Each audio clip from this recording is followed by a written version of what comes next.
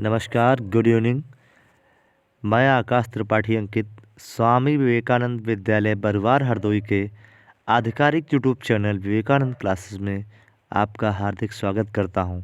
एक बार पुनः मैं 10th बायोलॉजी के चैप्टर 3 जीव जनन कैसे करते हैं अध्याय के कुछ महत्वपूर्ण प्रश्नों के संकलन के साथ पुनः उपस्थित हूं। आइए आज का सेशन प्रारंभ किया जाए। आपके सामने पहला सवाल, जीव जनन क्यों करते हैं? पहला ऑप्शन है अपनी जाति का अस्तित्व बचाने के लिए, दूसरा ऑप्शन है अपनी जाति की संख्या में वृद्धि करने के लिए, तीसरा ऑप्शन है आनुवंशिक गुण पीढ़ी दर पीढ़ी पहुंचाने के लिए और अंतिम ऑप्शन है इनमें से सभी। तो जीवों के द्वारा अपने जैसी संतान उत्पन्न करना प्रजनन कहलाता है। प्रजनन के माध्यम से जीव अपनी संख्या में वृद्धि करते हैं तथा अपनी जाति का अस्तित्व बनाए रखते हैं और पीढ़ी दर पीढ़ी आनुवंशिक लक्षणों को पहुंचाने का कार्य करते हैं। इसलिए यहाँ पर तीनों स्टेटमेंट सही हैं और इसका ऑप्शन डी सही हो जाएगा। आगे बढ़ते हैं। अगला प्रश्न, लैंगिक जनन के लिए किस प्रकार का कोशिका विभाजन होता है? लैंगिक जनन के लिए किस प्रकार का कोशिका विभाजन होता है? यहाँ पर आपको जानकारी देना चाहूँगा कि जो जनन होता है वो दो प्रकार का होता है। पहला अलैंगिक प्रजनन, दूसरा लैंगिक प्रजनन। तो जो लैंगिक प्रजनन होता है वह एक जटिल प्रकार का प्रजनन होता है। इसमें दो कोशिकाओं की आवश्यकता होती है, नर कोशिका और मादा कोशिका। तथा जो अलैंगिक प्रजनन होता है उसमें वह एक सरल प्रकार का प्रजनन होता है। यह एक सरल प्रजनन की विधि है। इसमें केवल एक ही कोशिका की आवश्यकता होती है। पहला ऑप्शन है अर्धसूत्री विभाजन, दूसरा ऑप्शन है समसूत्री विभाजन, तीसरा ऑप्शन है असूत्री विभाजन, चौथा ऑप्शन है इनमें से सभी। तो जो लैंगिक प्रजनन होता है इस प्रकार के प्रजनन में अर्धसूत्री विभाजन होता है, इसलिए इसका ऑप्शन ए सही हो जाएगा। आगे बढ़ते हैं। अगला प्रश्न, एक अंडाशय में कितने बीजांड होते हैं? पहला ऑप्शन है एक, दूसरा ऑप्शन है अनेक, तीसरा ऑप्शन है 3 से 4 और चौथा ऑप्शन है इनमें से सभी। तो एक अंडाशय में एक से लेकर अनंत तक, एक से लेकर अनंत तक बीजांड हो सकते हैं। एक से अनंत, इसलिए इसका ऑप्शन डी सही हो जाएगा। यहाँ पर एक से अनंत।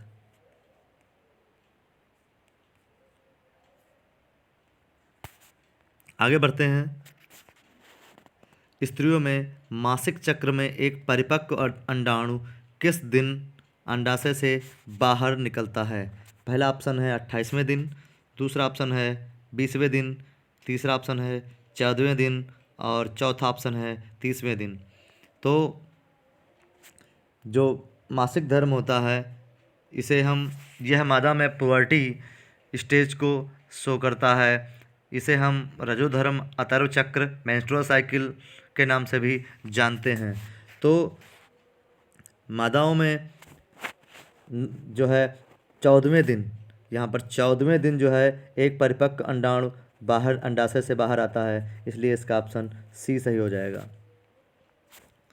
आगे बढ़ते हैं। वृषण कोश का तापमान शरीर के सामान्य तापमान से कितना कम होता है? तो जो वृषण होते हैं वह पुरुषों में पाए जाने वाले महत्वपूर्ण भाग होते हैं, अंडाशय होते हैं। इन्हीं में टेस्टोस्टेरोन हार्मोन का निर्माण होता है। टेस्टोस्टेरोन हार्मोन जो होता है वो नर में लैंगिक परिपक्वता को प्रदर्शित करने के लिए उत्तरदायी होता है और इनका मुख्य कार्य होता है शरीर का ताप नियंत्रण करना। चूँकि ये वृषण जो होते हैं वो वृषण कोश में देह गुहा के बाहर स्थित होते हैं, ये मुख्य रूप से ताप नियंत्रण करने का कार्य करते हैं। यहाँ पर पहला ऑप्शन है 1 सेंटीग्रेड, दूसरा ऑप्शन है 2 सेंटीग्रेड, तीसरा ऑप्शन है 5 सेंटीग्रेड, चौथा ऑप्शन है 4 सेंटीग्रेड। तो वृषण कोश का तापमान शरीर के तापमान से 2 सेंटीग्रेड कम होता है यहाँ पर, इसलिए इसका ऑप्शन बी सही हो जाएगा। आगे बढ़ते हैं। छठा सवाल, अंडाणु निषेचित होता है? यहाँ पर अंडाणु का निषेचन कहाँ पर होता है? पहला ऑप्शन है योनि से, दूसरा ऑप्शन है गर्भाशय से, तीसरा ऑप्शन है फैलोपियन नलिका से और चौथा ऑप्शन है अंडाशय से। तो जो निषेचन की प्रक्रिया में जब सेक्सुअल इंटरकोर्स होता है तो उस समय जो वीर्य स्खलित होता है वो वैजाइना में किया जाता है। तो वैजाइना में तो बिल्कुल अंडाणु निषेचन का कार्य नहीं होगा। और निषेचन की प्रक्रिया के 7 दिन के पश्चात जो भ्रूण प्रत्यारोपित है वो गर्भाशय में हो जाता है। तो बिल्कुल गर्भाशय में भी निषेचन प्रक्रिया नहीं होगी। और अंडाशय में अंडाणुओं का निर्माण होता है। तो यह भी ऑप्शन बिल्कुल गलत हो जाएगा।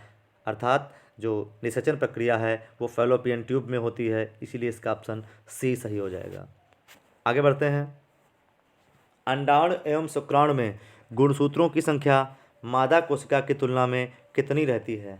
पहला ऑप्शन है समान रहती है, दूसरा ऑप्शन है दुगनी हो जाती है, तीसरा ऑप्शन है आधी हो जाती है और चौथा ऑप्शन है इनमें से सभी। तो आपको बताना है यहाँ पर अंडाणु और शुक्राणु में गुणसूत्रों की संख्या मादा कोशिका की तुलना में कितनी होती है। तो यहाँ पर इसका ऑप्शन बी सही हो जाएगा, क्योंकि जो गुणसूत्रों की संख्या है मादा कोशिका की तुलना में अंडाणु तथा शुक्राणु में आधी हो जाती है यहाँ पर, इसलिए इसका ऑप्शन सी सही हो जाएगा। आगे बढ़ते हैं। 8वां प्रश्न, लिंग गुणसूत्र का पूर्ण जोड़ा पाया जाता है। यहाँ पर जो सेक्स क्रोमोसोम का पूरा जोड़ा किस में पाया जाता है? तो जो गुणसूत्र होते हैं इनकी खोज वाल्डेयर ने 1888 में की थी। और गुणसूत्र 2 प्रकार के होते हैं, पहला दैहिक गुणसूत्र और दूसरा लिंग गुणसूत्र। तो जो पुरुषों में जो गुणसूत्र पाए जाते हैं वो XY पाए जाते हैं और मादा में जो होते हैं वो XX होते हैं। यहाँ पर पूछ रहा है कि पूर्ण जोड़ा किसमें पाया जाता है, तो आप देख सकते हो कि स्त्री में XX दोनों एक ही समान होते हैं, अर्थात इसका ऑप्शन बी सही हो जाएगा कि जो मादा होती है, स्त्री होती है, उसमें पूर्ण गुणसूत्र का जोड़ा पाया जाता है। आगे बढ़ते हैं। अगला सवाल,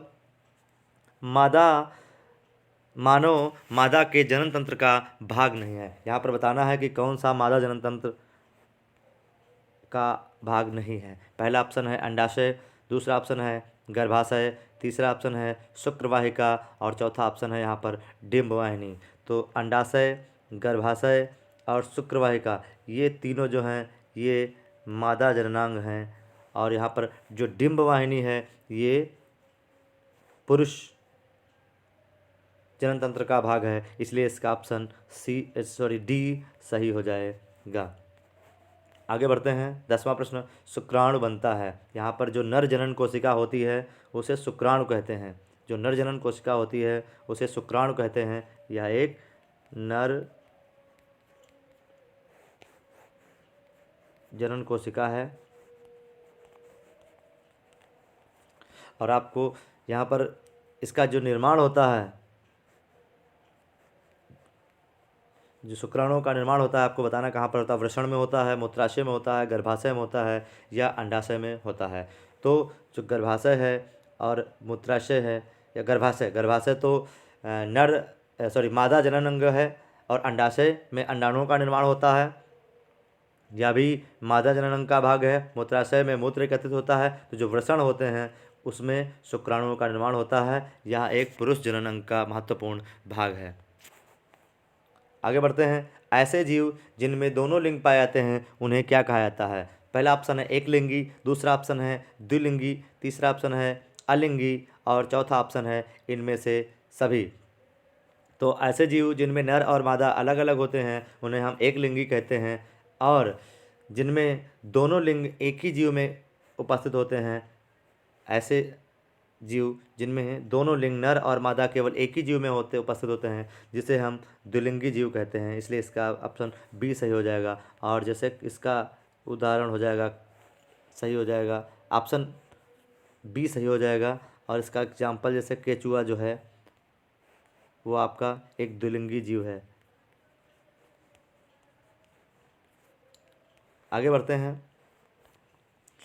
ऊतक संवर्धन में किस प्रकार ऊतक लेते हैं। तो ऊतक संवर्धन जो है यह एक जनन की विधि है, सूक्ष्म विधि है। इस प्रकार के प्रजनन की विधि में जो है परख नली के अंदर एक बार में बहुत सारे असंख्य जीवों का निर्माण किया जाता है या पौधों का निर्माण किया जाता है। तो इस प्रकार के प्रजनन में जो मेरिस्टेमेटिक ऊतक होते हैं उनका प्रयोग किया जाता है। इसलिए इसका ऑप्शन ए सही हो जाएगा यहाँ पर, कि जो ऊतक संवर्धन है इसमें मेरिस्टेमेटिक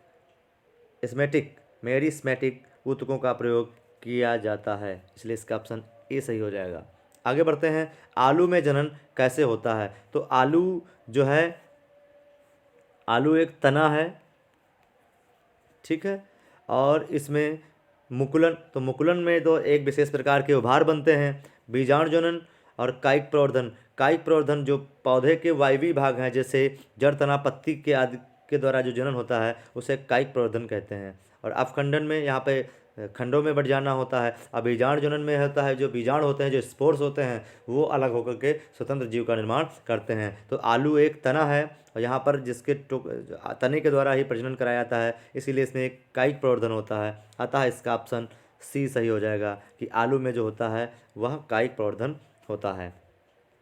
आगे बढ़ते हैं, अलैंगिक जनन के समय कौन सा विभाजन होता है। तो जो अलैंगिक प्रजनन होता है उसमें किस प्रकार का विभाजन होता है। अभी पिछले प्रश्न में आपने पढ़ा था कि जो लैंगिक जनन होता है उसमें अर्धसूत्री विभाजन होता है, और जो अलैंगिक प्रजनन है उसमें समसूत्री तथा असमसूत्री दोनों प्रकार का विभाजन होता है। इसीलिए इसका ऑप्शन डी सही हो जाएगा कि जो अलैंगिक प्रजनन होता है उसमें जो है समसूत्री और असमसूत्री दोनों प्रकार का विभाजन होता है। आज का अंतिम प्रश्न आपकी स्क्रीन पर, जीव जिस प्रक्रम द्वारा अपनी संख्या में वृद्धि करते हैं उसे क्या कहा जाता है।